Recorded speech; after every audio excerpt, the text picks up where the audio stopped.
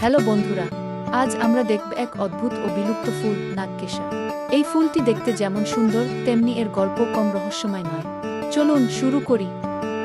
নাগকেশর একটি খুব সুন্দর সাদা ফুল।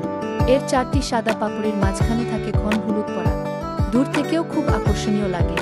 হালকা একটা মিষ্টি গন্ধ আছে এই ফুলে। নাগকেশর গাছ খুব উঁচু হয়, প্রায় 20-30 মিটার পর্যন্ত। এই গাছ চিরসবুজ।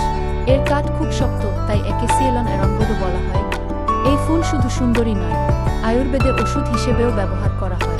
অনেক ধর্মীয় অনুষ্ঠানেও এর গুরুত্ব আছে।